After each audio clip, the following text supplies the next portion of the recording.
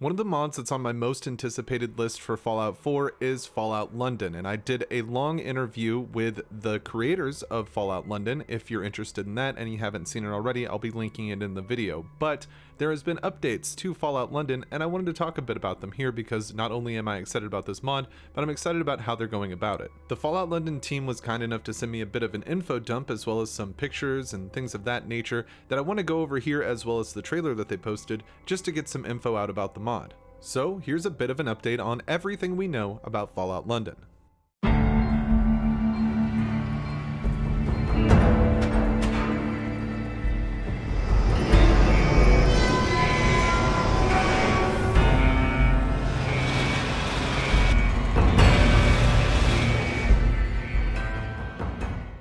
The trailer posted by Fallout London was masterfully done. Whoever they have working on those trailers, A+ work, at least in my opinion. Whatever it counts, for my opinion, I think the video editing was terrific, and the shots, everything, the narration, it was all done very, very well. And it's something that I will link in the description, and you should definitely check out for yourself, maybe even before watching this video, so you're caught up to speed, because we're not going to be going over every little detail. This isn't a trailer analysis, but I do want to point out that it looks like some kind of nuke goes off in the trailer, but it looks like we're already looking at London post-war. So is there some kind of nuclear threat that we're going to have to worry about? I don't know, but it definitely did raise a question for me on whether or not they had just kind of oversighted, like, oh, here's a nuke going off to signify Fallout, or if that was actually a part of the mod that they were going for story-wise, because it does raise a bit of a question for me in that department.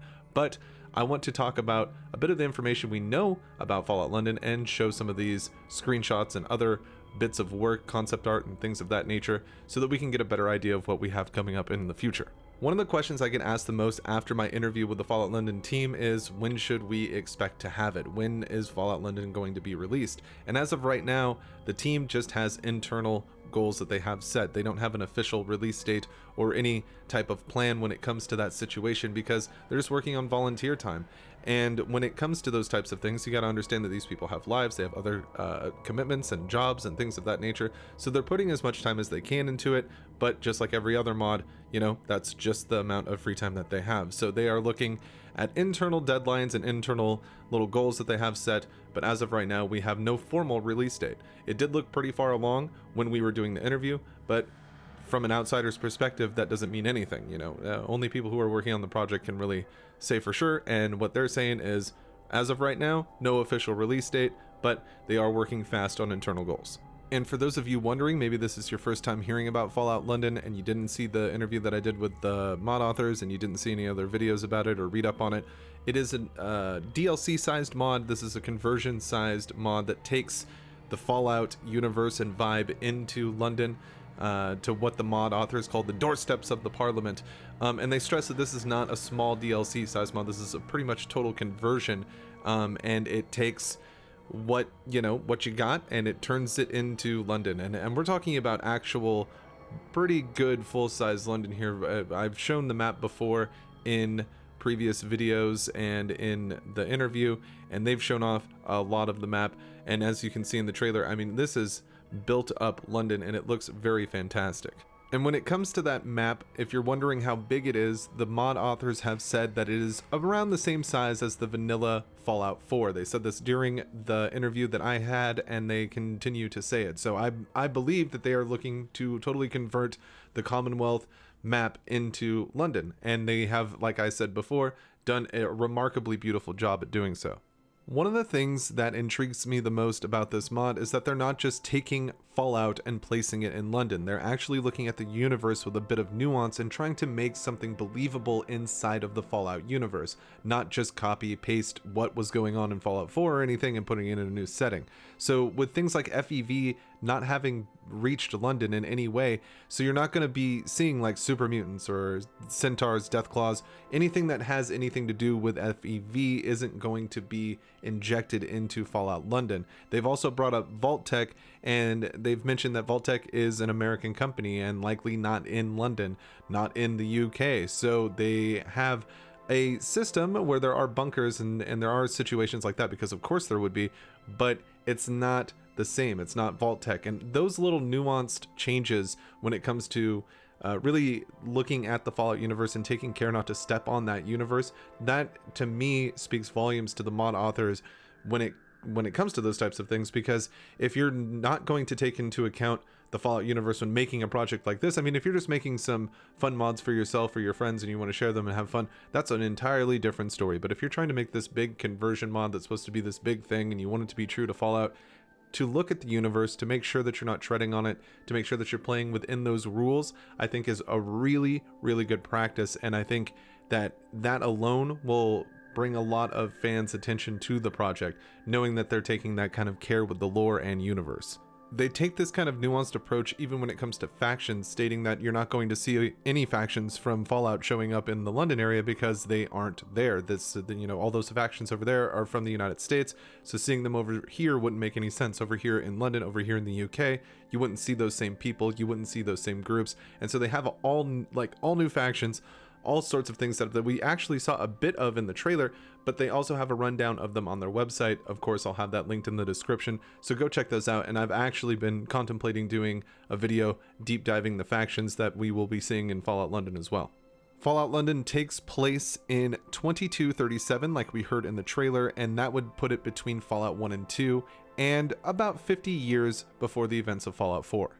Something else I want to make abundantly clear that we covered in the interview as well: you do not play as the sole survivor. It is a new character, a new player character that they have called the Wayfarer, and of course you don't play as the sole survivor. It takes place in an entirely different time frame in an entirely different location. As some of you could probably guess, there's no way that this mod would come to consoles. It's far too big, and the team has no plans in doing so, though there will be standalone releases that could fit on console, and the community has permission from the team to convert those to console mods as well. One thing we see in the trailer that Fallout London does introduce is the Thames Folk, and the Thames Folk grow up next to the Thames River, and it has become quite toxic, quite polluted over time, and the nature of this starts to alter their DNA, and it kind of turns them into like an aquatic reptilian little mess. Like it's super HP Lovecraft, it's super creepy, and I like the idea of it. And there is a lot to be said about them using things like that, using the Thames River to be like, okay, it got so toxic that it started to alter the DNA of the people that live down there, mutating them into different types of creatures. I like the idea of that, and I hope to see more of it inside of the mod to explain, like, okay, so since we don't have FEV that's changing things, what kind of things are changed in your wasteland and why are they changed that way? The Thames Folk seems to be a really good example of where they're going with that. Something else you may have noticed in the trailer was the new weather aspects, the new weather effects that are coming to Fallout London, and one in particular stands out, which is the acid rain feature that they are adding to Fallout London. And this is going to be a type of rainstorm that you don't want to get caught up in, and they seem to want to incorporate an umbrella system like the ones that you may have seen in previous Bethesda situations, where, especially back in Skyrim, where they try to keep themselves dry. They wanted to make that into a weather system for Fallout 4, for Fallout London, and it seems this acid rain could be a good way of doing that. And acid rain in real life would damage and hurt, so I imagine that it'll damage and hurt you inside Fallout London. And finally, I want to talk about the Gehenna, which we also saw in the trailer, and these are monsters that are founded by the fracking area over by Croydon. These monsters are a bit bigger than humans, and they seem to be made of like oil and just nasty, shiny black tar, looking real, like looking human-esque, but far bigger and far, more destructive. Anyway, these guys were actually up for Van Buren. These were going to appear there, but they seem to have been reused and tweaked here for Fallout London. And I love the idea of bringing something like that from a canceled Fallout game or from old concept art and making it your own and bringing it into the world, putting it your own little spin on it. Going to be very interesting to catch these guys out and about because they look pretty tough, and I'm excited to see new creatures and new monsters like that. It looks great.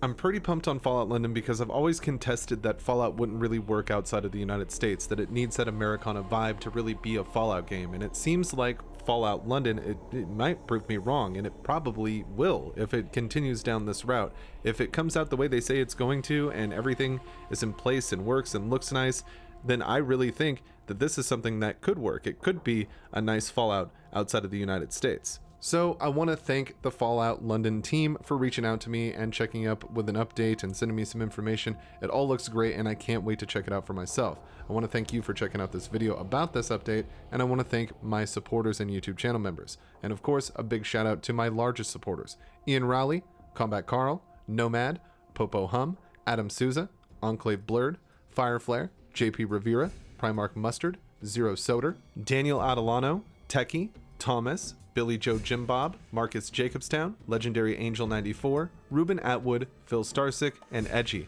Thank you guys so much. I couldn't do it without you. I hope to catch you on the next one. It has been Mantis.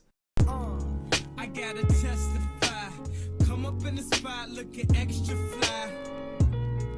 For the day you die, you gon' touch the sky. You gon' touch the sky, baby girl. Testify.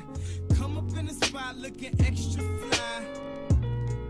For the day you die, you gon' touch